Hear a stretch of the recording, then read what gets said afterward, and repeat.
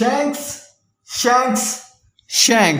जब से हमने वन पीस देखना स्टार्ट किया है तब से लेकर आज तक शैंक्स एक ऐसा करैक्टर है जिसकी हमेशा से ही हाइप बनी रही है। हाँ, ओडा भाई साहब ने शैंक्स को स्क्रीन टाइम बहुत ही कम दिया है, लेकिन हाइप के मामले में शैंक्स हमेशा से ही अव्वल नंबर पर रहा है। और इस टाइम तो शैंक्स बहुत ही ज्यादा चर्चा में है क्योंकि वन पीस का जो 1083 चैप्टर आया है उसमें होली नाइट्स के बारे में ज्यादा डिस्कशन की जा रही है। होली नाइट्स की वाज़ेह शक्लें तो देखने को नहीं मिली, बस उनको एक शेडो के जरिए पोर्ट्रे किया गया है और उनमें से मिडल में खड़ा शख्स सबकी तवज्जो अपनी तरफ खींच रहा है क्योंकि उसका पोस्चर, उसका खड़ा होने का स्टाइल, उसकी फिजिक हूबहू शैंक्स से मेल खा रही है। और जिस भी यूट्यूबर को उठा के देख लो वो इसे शैंक्स ही बता रहा है। इसे ये भी अखज़ किया जाता है कि शैंक्स का वर्ल्ड गवर्नमेंट के साथ कुछ तो रिलेशन जरूर है। ये भी हो सकता है कि शैंक्स खुद ही एक सेलेस्टियल ड्रैगन है। अब शैंक्स भैया को ओडा साहब ने तो एक मिस्ट्री बना के रखा हुआ है, तो इस वीडियो में हम शैंक्स के बारे में ज्यादा से ज्यादा जानने की कोशिश करेंगे, तो इस वीडियो को आखिर तक जरूर देखें। Hello and welcome back to our YouTube channel. मैं हूं यूसुफ जमील और आज हम one of the biggest Yonko Shanks के बारे में बात करेंगे। चलिए तो सबसे पहले बात कर लेते हैं शैंक्स के होम टाउन की। शैंक्स वेस्ट ब्लू के एक होम टाउन में पैदा हुआ था। अब हमें ये मालूम नहीं कि वो होम टाउन कौन सा था, लेकिन इतना जरूर मालूम है कि वहां पर बेहतरीन और नायाब दारू मिलती है। वैसे भी शैंक्स दारू का शदाई है और ये हमने वन पीस के पहले एपिसोड में भी देखा था कि शैंक्स लूफी के होम टाउन फूशा में खासकर दारू की घर से आता था। हाँ, मार्टिनो के साथ उसका कोई सीन चल रहा हो वो फिर अलग बात है।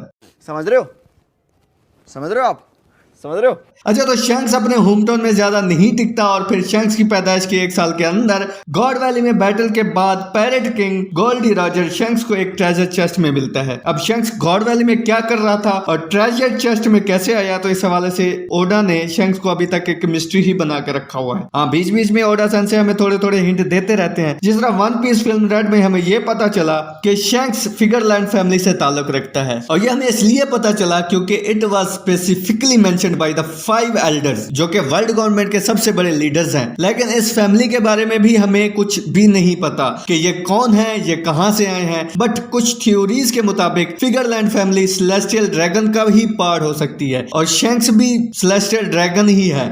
ये जैसे एक थ्योरी है। ओडा भाई साहब ने हमें अभी तक इस फैमिली के बारे में कुछ भी रिवील नहीं किया। अब इस हवाले से भी ओडा सेंसे ने हमें बहुत ज्यादा हिंट्स दिए हैं, जैसा कि रॉक्स डिजिबिक और पैरेट किंग की लड़ाई के दौरान शैंक्स कैसे गॉड वैली पर मौजूद था, और जब मरीन फोर्ट पर फाइट चल रही थी then he was able to stop the fight between marines and pirates at Marine Fort. हालांकि मरीन फोर्ट की फाइट में मरीन्स का पलड़ा ज्यादा भारी था, लेकिन इस सब के बावजूद भी मरीन्स फाइट को रोक देते हैं। अब इस फाइट को रुकवाना तो किसी आम बंदे के बस की बात तो बिल्कुल भी नहीं है। और फिर सबसे बड़ी बात यह है कि शैंक्स 5 एल्डर्स के साथ एक प्राइवेट मुलाकात भी करता है। By this you can consider that how important this guy is. और इन सब को मद्देनजर रखते हुए मैंने ये अखज़ किया है कि shanks could be a celestial dragon. अच्छा, इन सब बातों को साइड में करते हैं और बात करते हैं कि शैंक्स 2 साल की उम्र में ही एक पायरेट बन जाता है और फिर इसी तरह पायरेट किंग गोल्डी रॉजर का क्रू मेंबर बनता है। जब शैंक्स 9 साल का होता है तो गोल्डी रॉजर शैंक्स को स्ट्रॉ हैट देता है। हाँ, ये वही स्ट्रॉ हैट है जो बाद में जाके शैंक्स लूफी को देता है। अब ये स्ट्रॉ हैट भी अपने आप में एक मिस्ट्री है, इसके अंदर भी कई राज छुपे हुए हैं और अभी फिलहाल इस स्ट्रॉ हैट को भी ओडा सेंसे ने एक सिगिया राज ही रखा हुआ है। अच्छा, तो जब शैंक्स 12 साल का हो जाता है तो वो इस काबिल हो जाता है कि वो लड़ सके, और इसी तरह शैंक्स 12 साल की उम्र में मुख्तलिफ फाइट्स में पार्टिसिपेट भी करता है। शैंक्स जब 14 साल का होता है तो रॉजर पैरेट्स का क्रू डिसबैंड हो जाता है और इसी तरह सबकी राहें जुदा हो जाती हैं, और फिर रॉजर के मरने के बाद शैंक्स एक अपना पैरेट क्रू बनाने के सफर पर निकल पड़ता है और इसी तरह शैंक्स रेड हेयर पैरेट्स की बुनियाद रखता है। अच्छा, तो अब थोड़ा शैंक्स के क्रू की भी बात कर लेते हैं। वैसे हमें शैंक्स के क्रू के बारे में इतना कुछ खास अंदाजा नहीं है, तो हम इस वीडियो में चंद एक क्रू मेंबर्स के बारे में ही बात करेंगे जो कि रेड हेयर पैरेट्स में एक खास अहमियत रखते हैं। तो सबसे पहले बात कर लेते हैं बेन बेकमैन की, जो कि रेड हेयर पैरेट्स का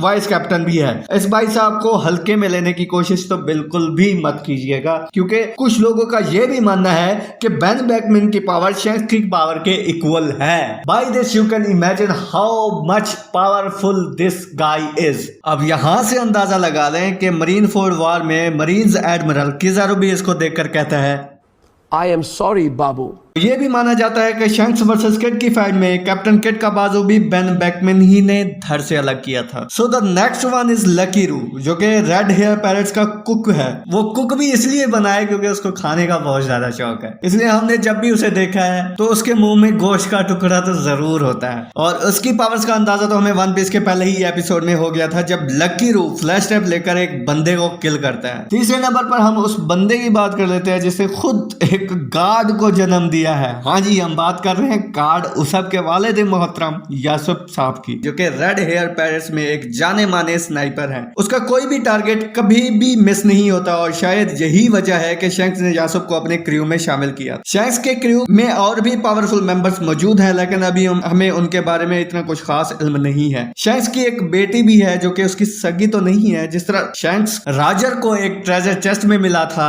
इसी तरह ऊटा भी शैंक्स को एक ट्रेजर चेस्ट में ही मिली है। तो शैंक्स ने ऊटा को अपनी बेटी के तौर पर अडॉप्ट कर लिया और इस कैरेक्टर को हमने वन पीस फिल्म रेड में भी देखा है और मेन स्टोरी में ऊटा को कोई खास जिक्र नहीं किया गया। ऊटा के पास डेविल फ्रूट पावर्स भी होती हैं, जो कि उसे ऊटा ऊटा नोमी फ्रूट खाने से मिलती हैं, जबकि हमने शैंक्स के क्रू में से किसी भी ऐसे मेंबर को नहीं देखा जिसके पास डेविल फ्रूट पावर्स हो। हालांकि हमने वन पीस के पहले एपिसोड में देखा कि रेड हेयर पैरेट्स मरीन से सन गार्ड निका डेविल फ्रूट चुरा के लाते हैं, जिसको लूफी गलती से खा लेता है। अब शैंक्स उस डेविल फ्रूट को किस पर्पस के लिए यूज करने वाला था ये तो हमें मालूम नहीं हो सका और शैंक्स को इस डेविल फ्रूट की ट्रू पावर्स का भी अंदाजा होगा, इसलिए तो उसने डेविल फ्रूट को मरीन से चुराने का रिस्क लिया है। हो सकता है कि वो नेक्स्ट जॉय बॉय के ढूंढने के चक्कर में हो। ये तो हमें मालूम है कि डेविल फ्रूट लूफी के लिए तो बिल्कुल भी नहीं था, क्योंकि लूफी ने उसे अनजाने में खा लिया था। अब शैंक्स के ज़हन में कौन सा ऐसा बंदा था जो नेक्स्ट जॉय बॉय हो सकता है, ये तो अभी तक राज ही है। शैंक्स और मीहाक का भी आपस में काफी जोड़ तोड़ बनता है। ये दोनों राइवल्स भी हैं और इन दोनों के डुअल्स की भी काफी चर्चा रहती है और इन डुअल्स को व्हाइट बियर्ड ने भी डिस्कस किया है। लेकिन शैंक्स के हाथ कट जाने के बाद मीहाक ने शैंक्स को चैलेंज करना छोड़ दिया था। जब लूफी की पहली बाउंटी लगती है तो मीहाक ही पहला बंदा होता है जो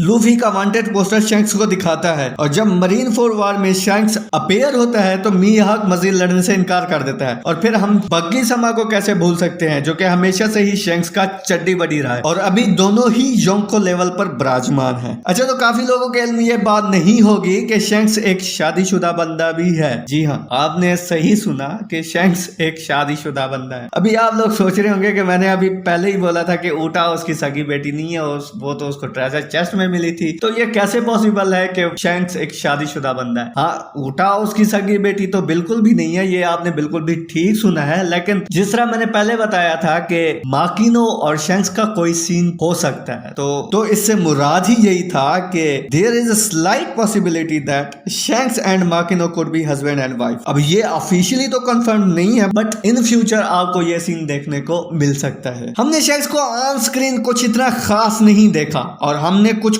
सीन्स में ही शैंक्स को देखा है, जिस तरह लूफी के साथ या लूफी के वांटेड पोस्टर पर रिएक्ट करते हुए या फिर गोरोसे के साथ अलहदा मुलाकात में ही शैंक्स को देखा है। शैंक्स जब लूफी का 1.5 बिलियन का बाउंटी वाला पोस्टर देखता है, then Shanks still thinks that there is lot more time to meet Luffy. लेकिन जब शैंक्स लूफी का अवेकनिंग वाला पोस्टर देखता है तब शैंक्स के ख्यालात कुछ इस तरह के होते हैं।